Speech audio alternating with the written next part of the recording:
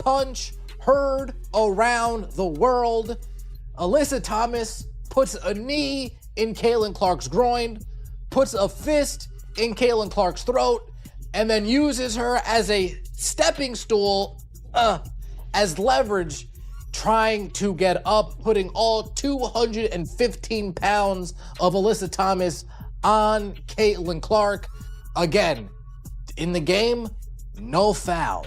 In the game, not a flagrant. In the game, Caitlin Clark was on the ground, not from a hard foul, not from an aggressive box out. She was flat on the court, already down.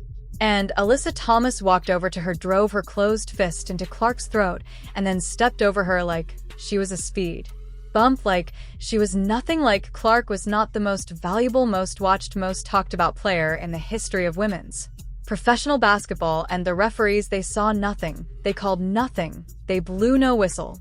The game just kept moving, and it was not until the league reviewed the footage the next morning that anyone in an official capacity said a word. 1 game, that is the punishment the WNBA handed down for a fist to the throat. 1 game. Alyssa Thomas will miss 1 game against the Toronto Tempo, and then she is right back on the floor like none of this ever happened. The league called it a non-basketball.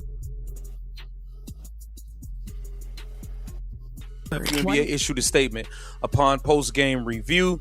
The Phoenix Mercury's Alyssa Thomas has received a flagrant foul 2 penalty and a 1-game suspension. If that was going to suspend her for 1 game, it's like doing nothing. Like this league is a joke. This league is a joke. How do you get a 1-game suspension for that? You need to make a statement. You need to protect your players. She should have been suspended for at least, I would say, 5 games. 5-game suspension would have sufficed for me. That would have sent, a pretty stern message. But 1 game is like literally a slap on the wrist. They upgraded it to a flagrant 2. They suspended her for 1 game, and with that they closed the case. No further action. No additional fine made public. And acknowledgement of the fact that officials were standing right there and somehow missed a fist going into a player's throat. 1 game. That is what the WNBA decided the throat of Caitlin Clark is. And the moment that announcement dropped, the internet did not slowly warm up to the story. IT went off like a grenade. Fans were furious. Commentators were stunned. People who cover this league for a living were sitting in front of cameras, shaking their heads, struggling to explain how you put your fist into someone's throat during a live game and walk away with 1 game off. Christine Brennan wrote it plainly: a fist to the throat deserves far more than that. Sports journalists across every major outlet were saying the same thing in different words. This was not a group of fringe.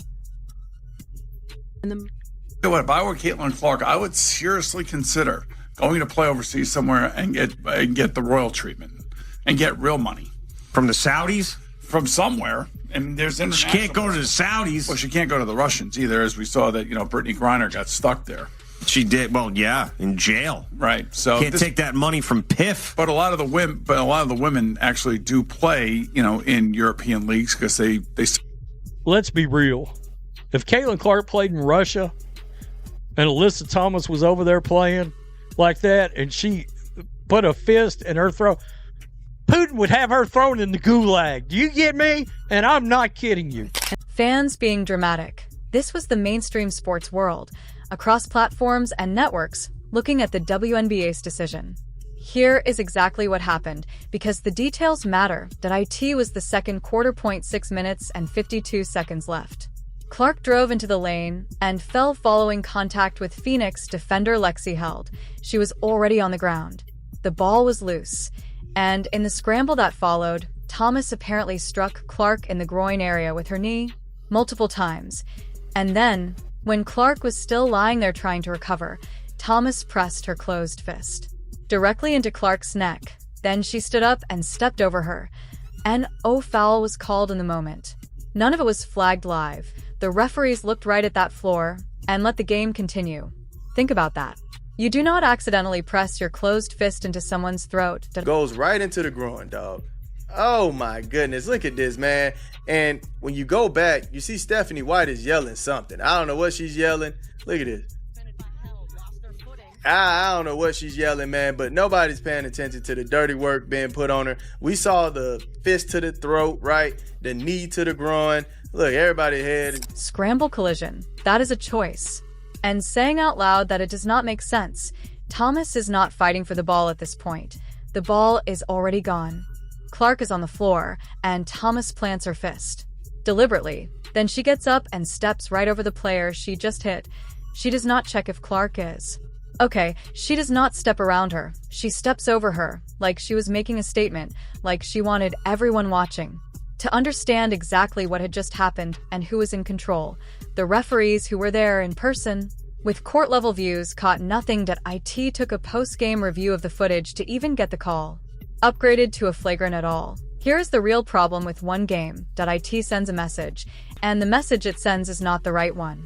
What the WNBA has essentially communicated to every player in that league is this stuff. If you want to put Caitlin... Be coming out of the woodwork, because this shit is fucking unacceptable.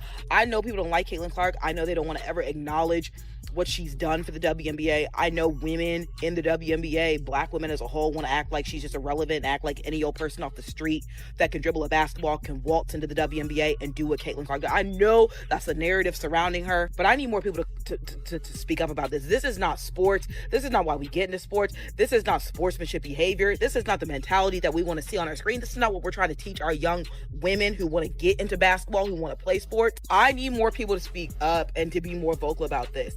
This is the face of women's sports in its entirety. No one has made the impact on women's sports that Caitlin Clark has made in a very, very, very long time. On the ground and press your fist into her throat. The cost is 1 game, point 1.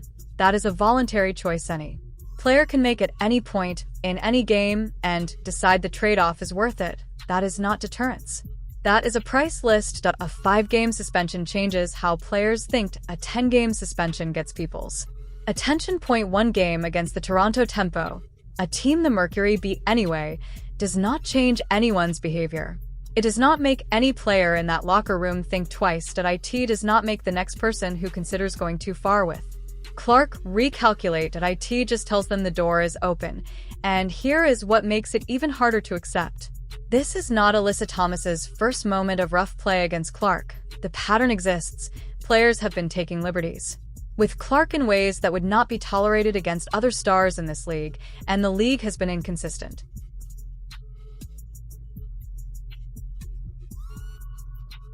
Well, the Indiana Fever lose tonight, and I've got video to show you here. That's Alyssa Thomas, and that over there is Caitlin Clark, and that right there is a fist into her neck. Let's watch the video. There's a couple of things I don't like about this. First, Caitlin does fall by herself here. The hand right into the neck to kind of hold Caitlin down, then the step over. Alyssa Thomas, watch her. She notices the ball goes back behind her, still steps right over here. After the game, she was interviewed. Alyssa Thomas was like, congratulations on a clean win. Yeah, good win. No foul here, nothing at all. Clapping, pointing, foul. Fist to the neck. I didn't see anything. At every turn in how it responds.so, when the WNBA finally does act, finally steps in and says this crossed the line, and the punishment they hand down is 1 game, it starts to feel less like accountability and more like optics. Less like the league genuinely protecting its players, and more like the league doing the minimum required to avoid a bigger news cycle. The suspension is one conversation, but there's a second conversation running right alongside it that is equally important, and it starts with the officials who were on that floor. There was no call, not a delayed whistle, not a quick review, not a conference between referees. Play continued. A player put her fist into another player's throat on a professional basketball court, and the officials on the scene determined, in real time, that nothing had happened. That is a flagrant 2 foul by the WNBA's own assessment, issued the very next morning. That means the standard for but offensively, you guys were getting shots. Yeah, offensively, we know we can attack them however we want. That's one of the key emphasis when you play them. Just moving them and trying to get to the basket. I think when we do that and attack them and get to the free throw line, it's a different game. The league confirmed it met that standard, and none of that was recognized live. Fans were furious on 2 separate fronts. First, that Thomas was not immediately ejected, because had the referees caught the play live, it would have been an automatic ejection under flagrant foul rules. Second, that WNBA officiating continues to have a real, documented, ongoing problem around physical play involving Clark specifically. The no call was not just an error. For people who have been watching this situation develop over multiple seasons, it felt like confirmation of something they had been saying for a long time. The referees are not applying the rules equally when Caitlyn. As if the incident